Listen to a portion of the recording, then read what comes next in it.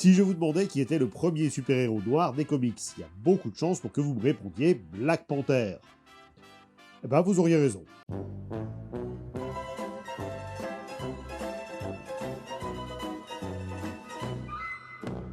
Bon, plus sérieusement, c'est qui Black Panther?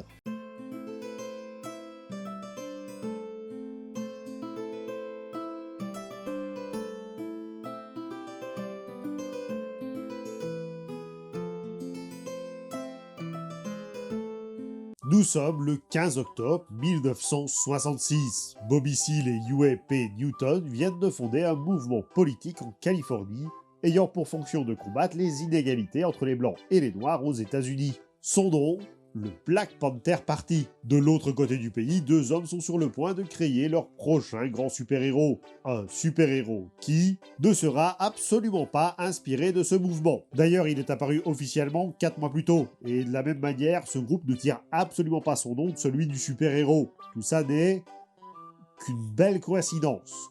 Il n'y a pas de coïncidence, Delia. Seulement l'illusion de la coïncidence. Par contre, les deux hommes à l'origine du personnage, ils sont très connus dans le milieu et leur nom ne devrait pas vous étonner. Stan Lee et Jack Kirby. Et depuis presque 60 ans, il y a une question qui se pose. Qui a réellement créé le personnage? Et c'est pas une intro pour partir dans une longue tirade avec plein de retournements de situation. C'est juste que pendant tout ce temps, les deux hommes se sont tirés la couverture pour savoir qui avait eu en premier réellement l'idée.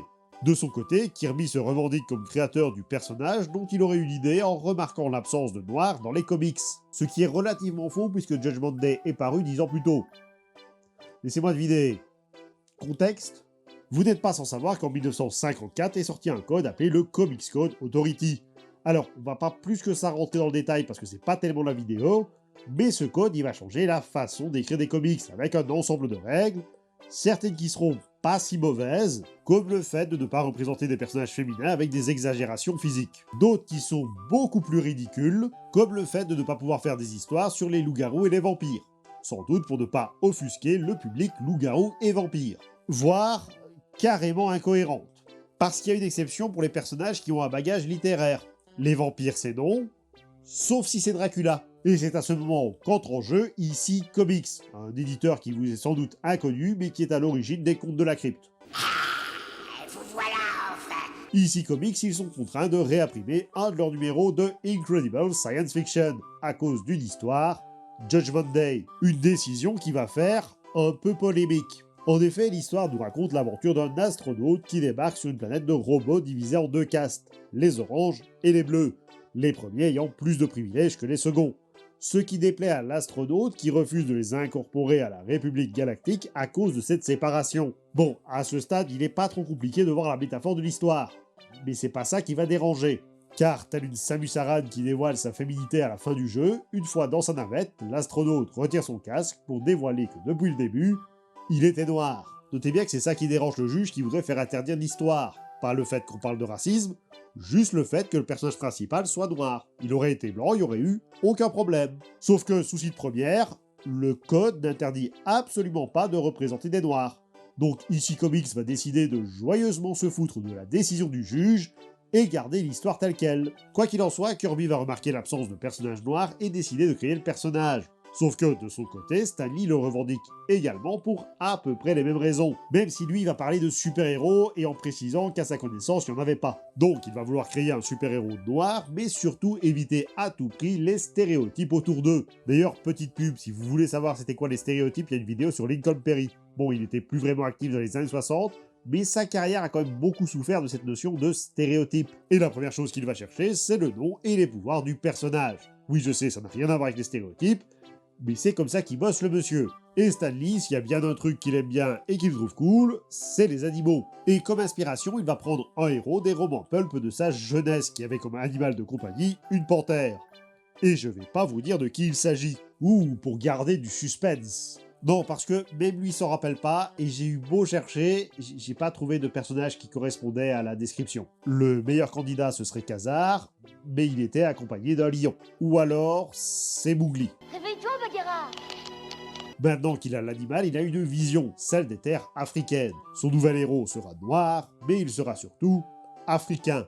Et pour ne pas aller dans les stéréotypes classiques des habitants de ce continent, il ne va pas lui donner à gouverner une simple tribu en pagne telle des sauvages. Je précise, c'est la représentation de l'époque qui en faisait des sauvages, c'est pas mon avis.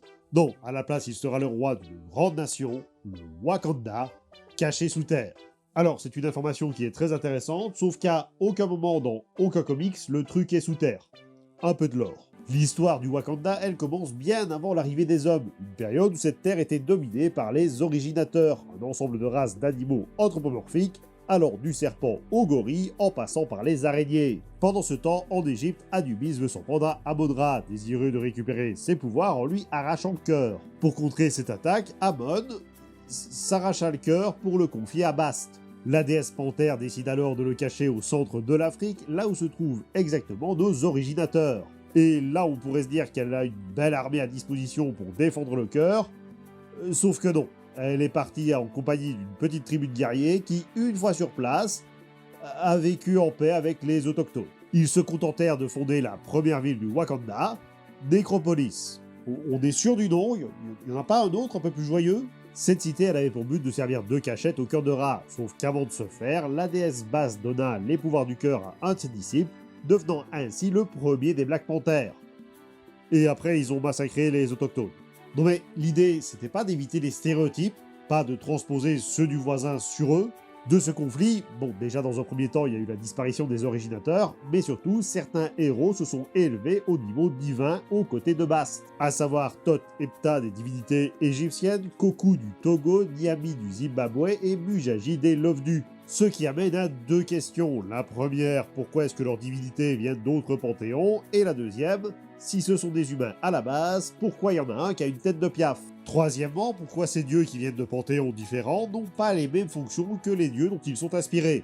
Et quatrièmement, pourquoi est-ce que ces dieux doivent être codés tous les 4 matins? Non, parce que là je vous ai fait la dernière version en date, mais avant ça, c'était des vrais dieux qui existaient depuis bien longtemps, et qui changeaient de panthéon suivant les désirs du scénariste. Suite à ça, les ancêtres du Wakanda apprirent à manipuler l'énergie cosmique qui fit s'abattre une météorite en vibranium dans la région. Malgré le fait qu'à ce moment, ça fait déjà un petit temps que certains cherchaient du vibranium, parce que la chronologie ne fait pas beaucoup de sens. Petite parenthèse sur le vibranium, c'est le métal le plus résistant de la Voie lactée, qui vient donc de cette météorite, et de ce fait, de l'espace. D'ailleurs, il y a des mines de vibranium à plusieurs endroits de la galaxie, même si beaucoup sont aujourd'hui taris. Et même si on pourrait penser qu'il n'y a qu'un seul vibranium, en réalité, il y en aurait 5. Et je dis aurait parce qu'en vrai, on n'en connaît que 2. Le premier est le vibranium A, aussi appelé vibranium wakandais, qui se trouve au Wakanda et qui fut découvert par Olumo Bashanga et sa tribu. Le souci, c'est que rapidement, les membres de la tribu qui ont été trop longtemps exposés au vibranium ont commencé à muter pour devenir des esprits démoniaques. Olumo a alors demandé aux dieux de lui donner le pouvoir de vaincre ses anciens camarades, devenant ainsi le premier Black Panther. Oui, ça contredit ce qu'on a dit un peu plus tôt, mais la chronologie. En vrai, second, parce qu'on finira par en trouver un encore plus ancien. Le vibranium a aussi changé la flore, notamment en modifiant cette plante qui offre aux Wakandais le pouvoir de Black Panther. Soi-disant un cadeau de leur déesse, mais en réalité, juste une mutation due au vibranium. Les gars sont pas des héros, ils sont juste victimes d'hallucinations après avoir consommé du cannabis irradié. A l'opposé, nous avons le vibranium B, aussi appelé vibranium de l'Antarctique, qui se trouve dans la lande sauvage, qui, elle, se trouve en Antarctique. Pas grand chose à dire dessus, si ce n'est qu'il est aussi appelé antimétal, à cause de sa faculté à contrer tous les effets du vibranium A. Enfin, le dernier vibranium connu n'en est pas vraiment un, le réverbium, une version artificielle qui ne fonctionne pas du tout comme le vibranium. Du coup, pourquoi tu en parles? Parce que lorsque Sajani Jaffray a voulu créer ce métal, ça a foiré et au lieu de créer un métal qui absorbe l'énergie cinétique, elle a créé un métal qui la renvoie, d'où l'appellation de réverbium. Ce qui veut dire que techniquement, ce costume de Black Panther, il est fait en partie de réverbium. Avec la découverte de ce métal, le Wakanda a pu commencer à s'organiser, d'abord en quelques petites tribus comme le duché du Wakanda et démarrant la première dynastie. Et ce n'est qu'à la 5e que les Wakandais se rallièrent tous sous forme d'une seule et même nation, le Wakanda. Parce qu'en réalité, le Wakanda, il se divise en 5 tribus. Le culte de la panthère, bien entendu, les gardiens de la météorite transformant le cratère en culte religieux. Vient ensuite le culte du gorille blanc, qui doit son nom à l'habitude qu'avait cette tribu de manger l'animal pour gagner en force. Alors, elle fait partie du Wakanda, mais elle est quand même un peu mise à l'écart. Il y a quelques tensions, notamment sur qui devrait régner sur le pays. Les derniers sont beaucoup moins présents. Le culte du lion, qui perd des adeptes d'année en année au profit de la panthère. Le culte du crocodile, qui, à part quelques adorateurs, a complètement disparu. Et enfin, le culte de la hyène, peuple nomade et voleur qui se promène bien souvent un peu partout en Afrique. Maintenant qu'on a parlé du Wakanda, il est temps de parler de son représentant le plus célèbre, celui qui porte le masque de Black Panther, le roi du Wakanda. Et avant toute chose, on va mettre un truc au clair. Le nom du personnage, ce n'est pas T'Challa ou T'Challa, mais Chala, avec un T muet. Alors ok, ça ruine cette vanne, mais vous pouvez aisément la remplacer par celle-ci. De rien, ça fait plaisir. Donc le roi Chala est le premier fils biologique du roi Shaka. Oui, si on dit pas le T pour l'un, je vois pas pourquoi on dirait le T pour l'autre. Et si je parle de fils biologique, c'est parce qu'il a un frère adoptif, Hunter, qui deviendra White Wolf par la suite, et qui est blanc. J'en profite pour faire une petite aparté avec le MCU. Dans les films, on a le personnage joué par Angela Bassett, Ramonda. Eh bien, il faut savoir que dans les comics, Ramonda n'est pas la mère de Chala, ça c'est Yami, qui est morte seulement une semaine après avoir accouché. Pour ce qui est de Ramonda, elle a rencontré le jeune prince alors qu'il était enfant et qu'il s'était perdu hors de son pays. Elle l'a raccompagné chez lui alors que je pensais que le Wakanda était une terre plutôt secrète et n'est plus jamais reparti depuis, épousant le roi dans la foulée et devenant la belle-mère de Chala. En vrai, c'est un peu plus compliqué que ça. À l'origine du personnage, sa mère n'était pas mentionnée et pendant bien longtemps, elle était inconnue dans les comics.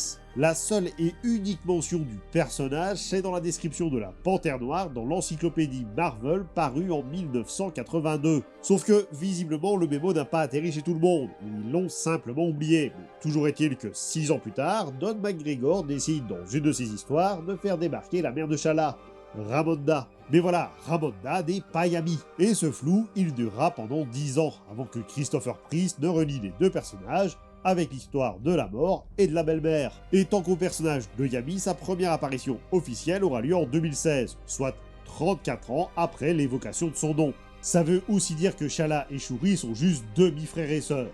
Et si on pense que déjà ramener sa future daronne dans un pays où les frontières sont extrêmement surveillées, c'est un peu stupide, eh bien dans ses jeunes années, il a aussi été à deux doigts de ramener Klaue. Ulysse Klaue, c'est le gros ennemi de Black Panther, pour la faire en très résumé. La seule chose qu'il a arrêté, c'est qu'il a senti l'entourloupe dans la proposition de Klaue d'exploiter le vibranium. Klaue va se mettre en colère, vouloir tuer le gamin avec son arme sonore, se retrouver face à Shaka, alors actuel Black Panther.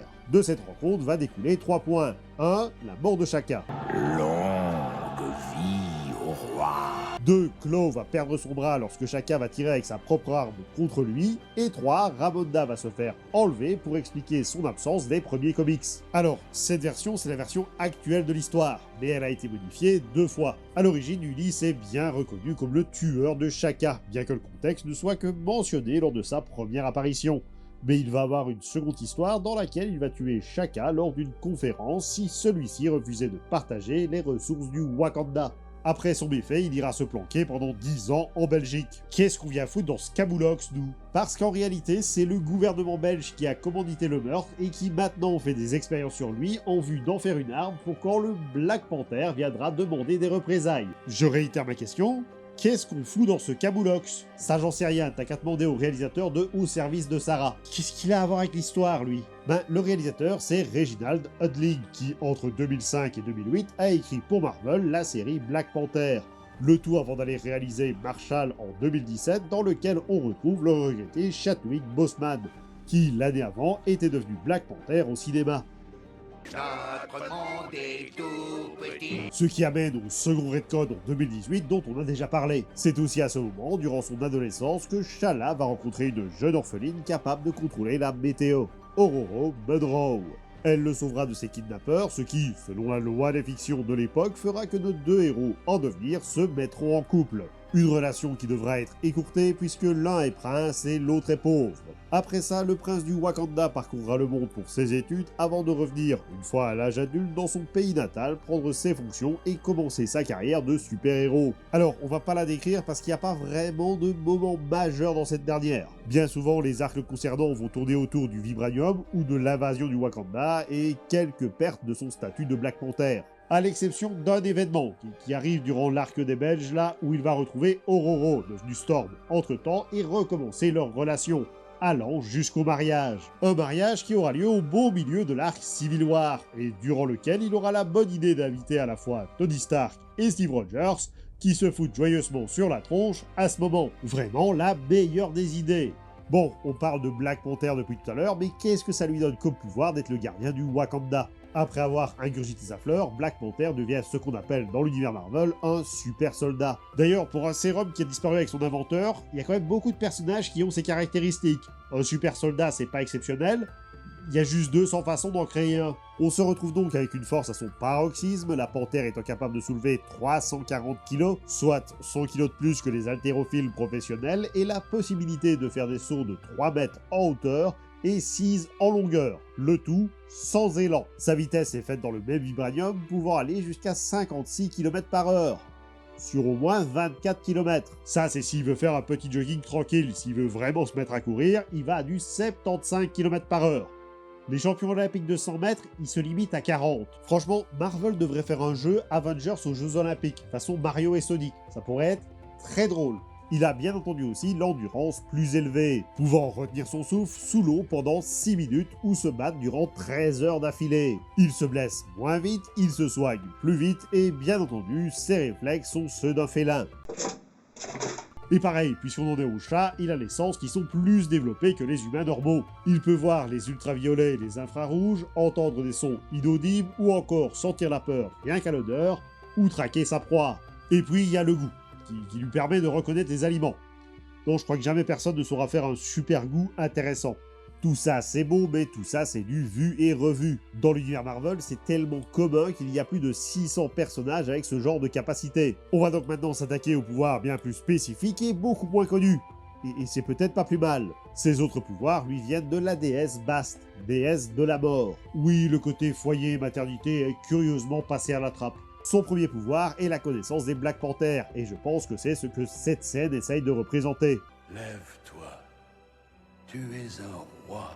En réalité, ce pouvoir, il permet à Black Panther de tout connaître sur les Black Panthers du passé, y compris leur technique de combat. Ce qui veut dire que techniquement, chaque Black Panther peut être plus fort que son prédécesseur. Et maintenant qu'il est devenu le roi des morts, il a cette immense chance d'être une classe de Diablo, à savoir le nécromancien. Parce que notre Black Panther peut contrôler les morts, y compris les esprits de Necropolis. Pour rappel, Necropolis est la première cité du Wakanda, qui maintenant sert de tombeau pour les anciens Black Panthers. Donc oui, affronter Shala en mode roi des morts, c'est affronter un Black Panther qui a toutes les connaissances des Black Panthers avant lui, mais aussi tous les Black Panthers avant lui. Et qui sont des fantômes immortels. En vrai, Thanos, il a une chance contre lui ou comment ça se passe ? Mais ce n'est pas tout, parce qu'il peut aussi contrôler l'énergie ectoplasmique directement pour créer des objets comme des armes par exemple. Le gars il contrôle déjà le métal le plus puissant au monde, mais en plus il peut créer l'arsenal qu'il veut à partir de rien. Des armes qui sont capables de taper sur le plan matériel et éthérique. Il peut autant frapper les humains que les fantômes avec. Et enfin, dernier pouvoir, il est omniscient. Et il y en a qui disent que Scarlet Witch est cheaté. Attends, parce qu'il n'est pas que omniscient, il est omniscient dans le multivers. Il n'a pas connaissance que de ce qui se passe dans son monde, mais de ce qui se passe dans tous les mondes. Ce qui est une excellente transition pour la prochaine partie, car qui dit multivers dit multiples Black Panthers. On va donc faire un petit tour rapide de quelques-uns d'entre eux. Ce qui permettra de répondre à la question, est-ce que Ryan Gosling peut jouer un Black Panther blanc? La réponse est non, parce que clairement il veut faire Johnny Blaze, donc laissez-le reprendre le rôle. On a déjà loupé Anna Kendrick en Squirrel Girl. Le premier Black Panther qu'on a rencontré était Shala, mais il y en a une autre bien avant, dont le tout premier d'entre eux, Olugo Bashanga. Bashanga est aussi le premier roi du Wakanda, ayant découvert qu'une énergie cosmique allait frapper la Terre, et pour contrer ses effets, il fabriqua 2 lances en vibranium, qui, une fois chargées en énergie, furent projetées au loin. Et précisément là où elles retombèrent, les futurs Wakandais construisirent une ville. Bachenga, qui deviendra la première étape de la création de leur pays. Alors oui, mais non. Globalement, tout ce qu'on a dit, c'est vrai, et ça a été vrai pendant près de 50 ans. Oui, mais aussi est arrivé. Est-ce que vous connaissez les tout premiers Avengers? L'une des particularités de Marvel, c'est de transposer leurs héros à diverses époques, un peu comme si les super-héros, c'était comme les assassins. Vous aimez Steve Rogers? Eh bien voici Roger Stephenson, le Captain America du Texas. Vous aimez Spider-Man? Découvrez Spider-Knight, la version médiévale. Et en 2017, un nouveau concept voit le jour, celui des tout premiers Avengers, prenant place il y a 1 million d'années. On y retrouve le premier Ghost Rider, le premier Iron Fist, le premier Moon Knight, et parmi cette bande, un guerrier du nom de Mossy. Par contre, je pense que Jason Aaron et Isaac Ribic n'ont pas dû lire tous les comics sur le personnage, parce que Mossy est présenté comme Wakandais, sauf qu'à cette époque, le Wakanda n'existait pas encore. Quoi qu'il en soit, il sera le premier à consommer l'herbe-cœur et à gagner les pouvoirs de la déesse, ainsi que le premier de l'équipe à mourir. Oui, on est en 2017, et ils nous ont fait le coup du Black qui meurt en premier. Pour les prochains Black Panther, on va imposer une règle simple, parce que les chatons chez Marvel, il y en a eu toute une portée. Donc on va uniquement parler de ceux de la Terre 616, la Terre principale de Marvel, et on va aussi mettre de côté tous les autres héros qui ont porté le costume par intérim. Oui, parce que à ce tarif-là, Captain America a été Black Panther à un moment. Et on va aussi aller très vite pour certains, car, à part leur nom, on ne sait pas exactement qui ils sont, ni même parfois de quand ils sont. Par exemple, on a Négus, un roi qui priorisait principalement la musique, et dont le plus haut fait, c'est de s'être fait capturer par les Jabari, le culte du gorille blanc. Donc, le Black Panther, l'avatar d'une déesse quand même, s'est fait kidnapper par une tribu lambda, parce qu'il les avait pas invités à goûter. Tu sais ce qu'on dit, il y a les premiers et les derniers de classe. Dans le même cas de figure, on a Benazin qui a fait rentrer le Wakanda en guerre contre l'un de ses voisins, le Niganda. Un conflit qui a été créé de toutes pièces par le clan de la Hyène, et qui, toujours aujourd'hui, fait que le Niganda en veut au Wakanda. Et c'est pas la seule fois où la Hyène va chercher l'embrouille avec ses voisins, puisque ce sera aussi le cas du Moanda, par le biais du roi Xenmetra qui se fait manipuler par ces derniers. Et pour une fois, Xenmetra ce n'est pas un Black Panther, en l'occurrence à l'époque, c'est Mamadou Fall, un Jabari. Les deux vont se confronter et Mamadou en sortira vainqueur, devenant le premier roi du Wakanda issu des Jabari. Il aura 3 enfants, 2 filles et un fils illégitime qui cherchera à être un gros connard. Mais il se fera défaire par l'une de ses demi-sœurs, devenant à son tour reine du Wakanda et Black Panther, Iya Neanda. Neanda, elle est très importante dans l'histoire du Wakanda. Déjà, elle est entraînée par Zawari dès son plus jeune âge, lui offrant des pouvoirs de sorcière, mais ce sera aussi la seconde Black Panther à quitter le Wakanda pour rejoindre les Avengers. Parce que oui, il y a eu des Avengers il y a 1 million d'années, mais il y en a aussi eu au XIe siècle, avec une équipe qui a plus ou moins la même tronche. On y retrouve Thor à la place d'Odin, un sorcier suprême, un Hulk, un Phoenix, un Ghost Rider. C'est vraiment la même équipe. Mais c'est surtout une de ses servantes qui va être importante, Adwoma, qui va découvrir du poison dans l'un des repas de la reine, devenant ainsi sa première garde personnelle, une Dora Milaje. Quoi? Je suis une guerrière. Petit bond dans le temps jusqu'au 19e siècle où il y a également un Black Panther. Voilà, c'est tout ce qu'on peut dire sur lui. Si il a empêché l'invasion du Wakanda par un certain Klaw, l'ancêtre de Klaw, parce que c'est toujours la même histoire. Mais ce Black Panther, il a eu un fils, qui a eu un fils, qui a eu un... Bref, le roi Shanda. Durant la Seconde Guerre mondiale, le colonel Fritz Klaw, descendant de celui dont on vient de parler et papa d'Ulysse, projette d'envahir le Wakanda pour regagner les faveurs du tonton moustachu allemand. Sauf que son avion va se cracher et il sera le seul survivant, rencontrant le roi et devenant son ami.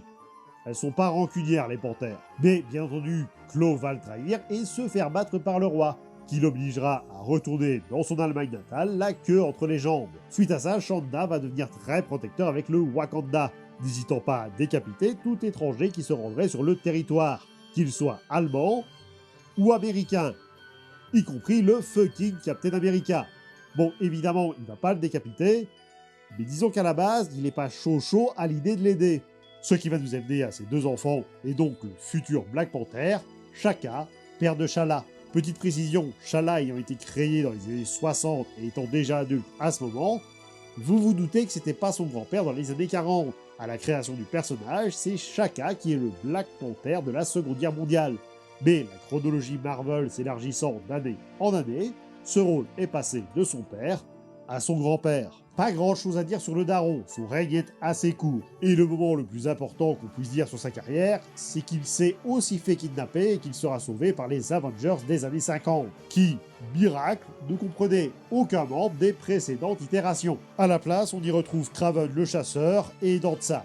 À sa mort, c'est pas le jeune Shala qui prendra sa place, mais son oncle qui fera un peu d'intérim jusqu'au moment où le fils prodige reviendra sur le trône, place qu'il lui donnera sans rechigner. Et ainsi, la boucle est bouclée. On est parti du premier Black Panther pour arriver au contemporain. Enfin, c'est ce qu'on pourrait dire si, entre-temps, il n'y avait pas eu encore un peu d'intérim. On peut bien entendu parler de Shuri, qui prendra le rôle un petit temps, avant de devenir Aja Adana, ce qui lui donnera ce design, que personnellement, j'appelle charisme. Autre mention pour Killmonger et Nketi Abara, un Black Panther du fameux clan de la Hyène. Mais surtout, il y aura Kevin Cole qui prendra le costume avant de devenir le White Tiger. Et pourquoi est-ce que Kevin Cole est important en tant que Black Panther? Parce qu'il est juif. Alors, il n'y a aucun mal à ça, c'est juste pour que les gens arrêtent une bonne fois pour toutes de parler d'un Black Panther blanc comme étant une révolution. Début 2000, Black Panther était pas noir. Et le tableau ne serait pas complet sans mentionner rapidement le futur avec Shamba, le Black Panther de 2099. Et voilà, on a parlé de tous les Black Léopards de la Terre 616. Tu veux dire Black Panther? Ok, la vidéo est déjà assez longue, donc on va faire vite pour cette anecdote. Comme je l'ai mentionné en début de vidéo, Black Panther fait aussi référence à un mouvement des années 60, quand bien même qu'il n'y a aucun rapport entre les deux. Sauf que les gens ont commencé à faire le rapprochement, et en 1972, durant une brève période, le personnage s'est vu renommer en Black Léopard, afin de le distancer du mouvement. Avant de revenir à son nom de base, parce qu'au final, on s'en fout, et en plus, un léopard, c'est une panthère. Je vous remercie d'avoir regardé cette vidéo, et j'espère qu'elle vous a plu. N'hésitez pas à commenter, liker, partager, à vous abonner pour ne manquer aucune des prochaines vidéos. Vous pouvez également me suivre sur les réseaux sociaux. Moi, je vous dis à très vite. C'était le Grim Flicker, pour vous servir.